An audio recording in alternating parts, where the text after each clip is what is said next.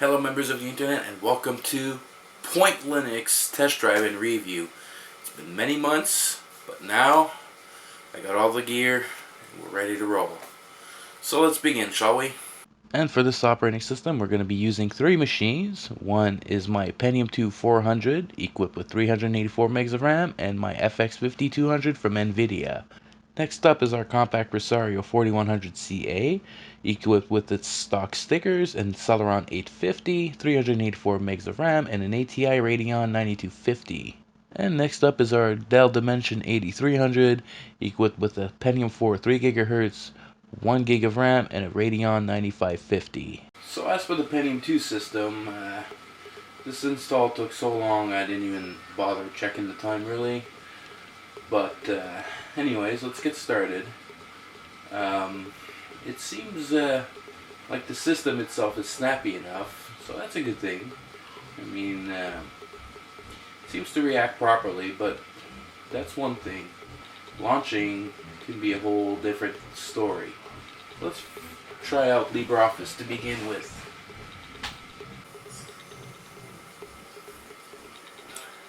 Any minute now.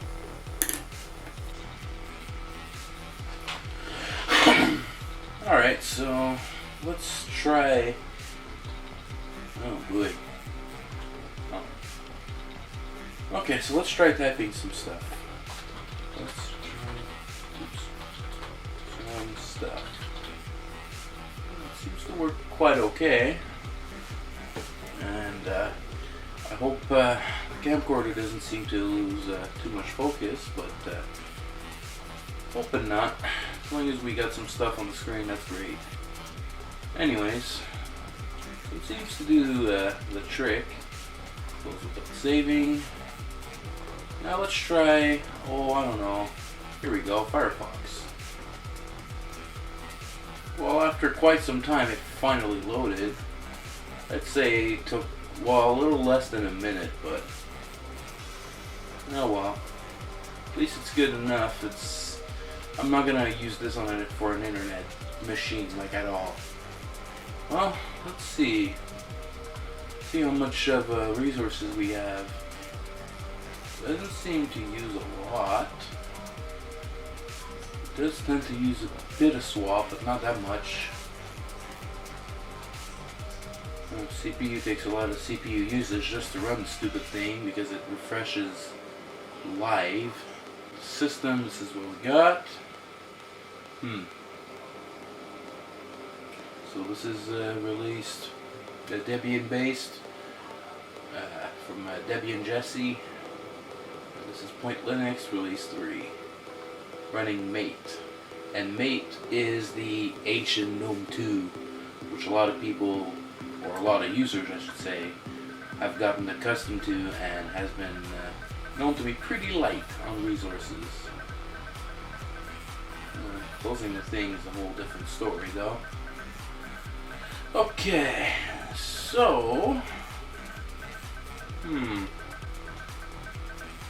well, I think this thing's limited on what I can test, so let's try Brasero. I mean, this is just for speed purposes and see how responsive those systems are. You have no idea how you're lucky to have the magic of video editing. Well, that took around just as long as Firefox. Oh well. I don't think I'm going to make any CD burning with that. It does mention we have sound. We're popping on the speakers in the back. Hotkeys are a little delayed, but that should cover it really. I mean, there's not a whole lot I can do to test this one. Let's just see the power statistics and I'm gonna move on to the next machine. It does see my keyboard, thank you. And okay, the CPU usage, what it takes. Okay, not a big deal. Now it's time to close it. Let's see if it'll close. Last time I checked, it never did shut down. Yet again, I was probably impatient.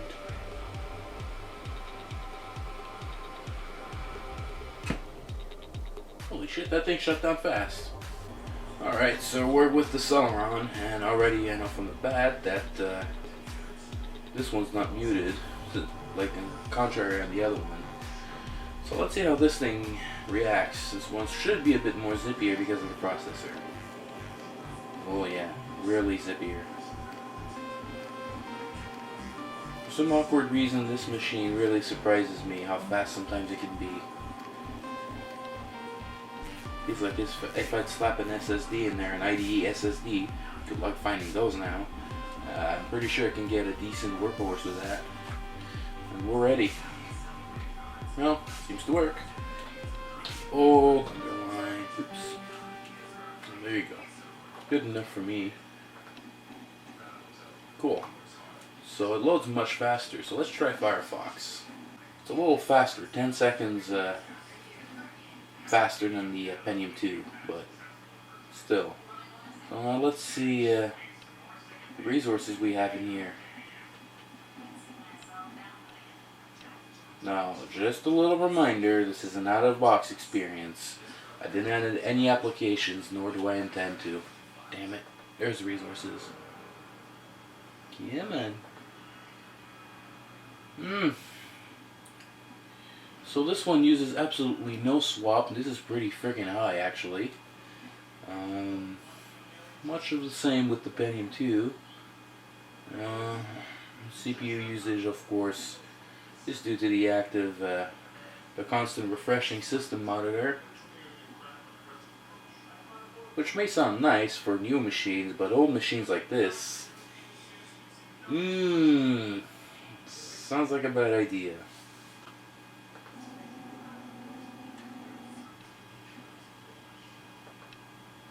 Well, that sounded like an assault rifle trying to shut that thing down. Okay. We don't even have games. Yeah, it's true. Okay, how about... Oh, why not? Let's try changing the backgrounds for the hell of it. Well, even though it installs on the DVD, I don't have a lot. Ooh, transitions pretty slowly too. Huh?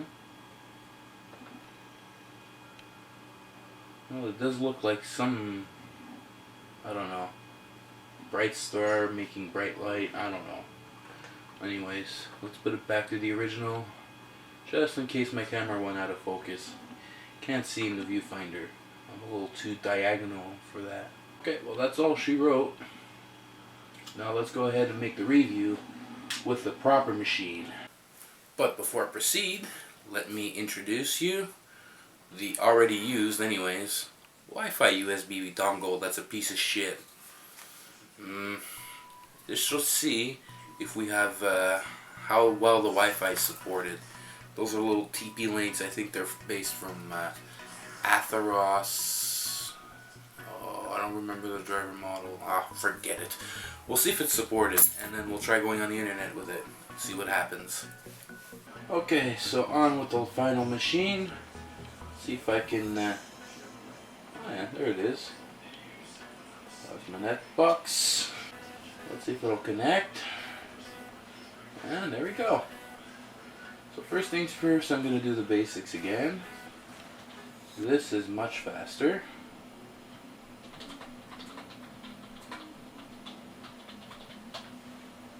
Text works. Still don't want to save anything. Let's go for it.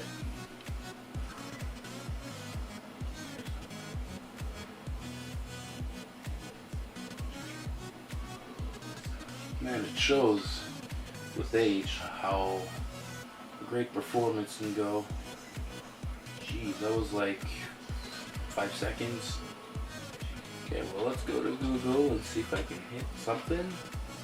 Yep, I can. Now let's see. How about a video from my own channel? Like this, I can't really sue myself. Let's see how well this thing performs. Anytime. Of course. So that's off. Frickin' great. We're not going anywhere. Let's try Thunder Curd. Yes, I said Thunder Turd, not Thunderbird. Thunderbird's a great mail client, by the way.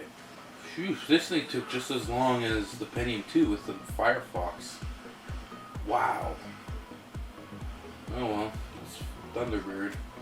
Alright, well, let's see the resources now that I've used it a bit. There's obviously glass memory being used. Hyperthreading does show, but the percentage is a little on the idle side. That's not that bad. Okay, now let's get ready and explore the operating system, the features, and everything. Well, first things first, there's the About Me, which basically is me. We have an appearance. You can change the look and feel, which is basically clear looks, Phoenix, and what is that? Things, oh boy, okay. Basically just seems to just change the Point Linux folders and stuff to just normal GNOME or Mate. I don't know. We have backgrounds. We have actually preferred applications, like much like Windows, like the web browser. Well, we only have Firefox and Mail Reader, only Thunderbird. Same thing here, VLC. So you can pretty much change it. And same goes for everything, visual and mobility. You can run them at the start if you want, but we don't have such things. We have file management. Basically just modify, well, just changes the settings of your file browser, technically.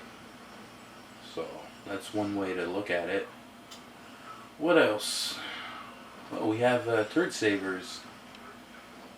I know I call that like that. I don't know. It's pretty bad. It's screensavers. But see, floating gnome, floating mate. So pop art squares. Let's see a preview of that. Well, I think the camcorder does pick it up pretty well.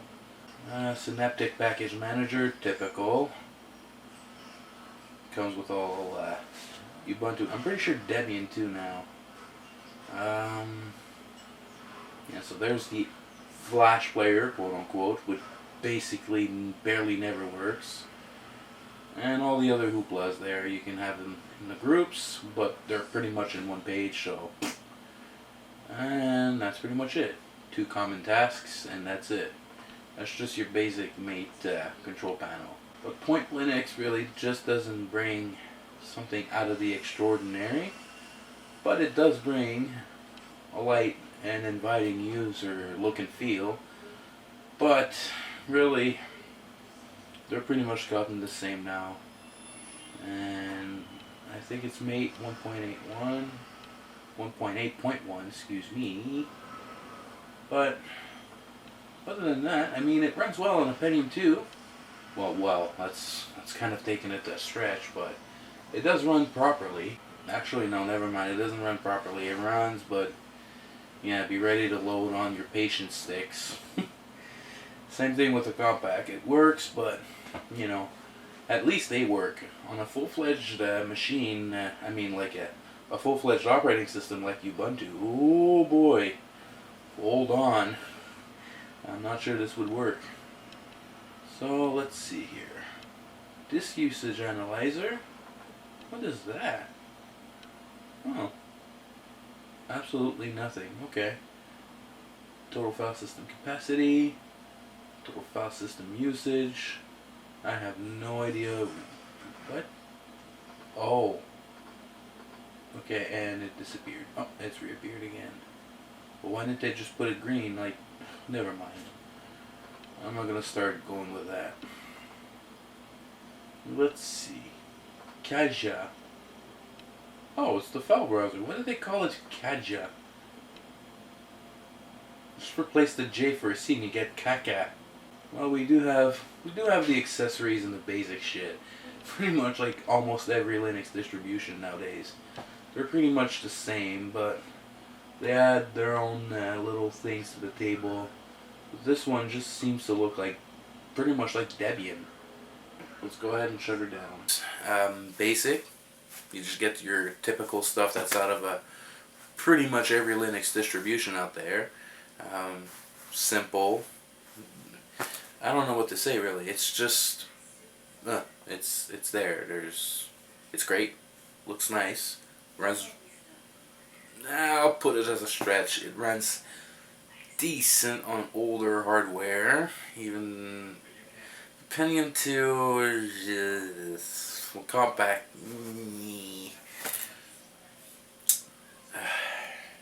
They run. I'll say that. Word processing great. I wouldn't even bother putting them on the internet. Maybe a couple stupid games will work well, like graphically non-intensive games. I don't know. Other than that, Point Linux is just a very, very plain Jane Linux distribution based on Debian Jessie, and it pretty much offers to the table stability, simplicity, and compatibility in a nutshell. And then you go to Synaptic Package Manager for the rest. So that's pretty much it. So if you got any questions, comments, anything I've overlooked or not looked at, please feel free to leave a comment down below. And of course, until next time, take care.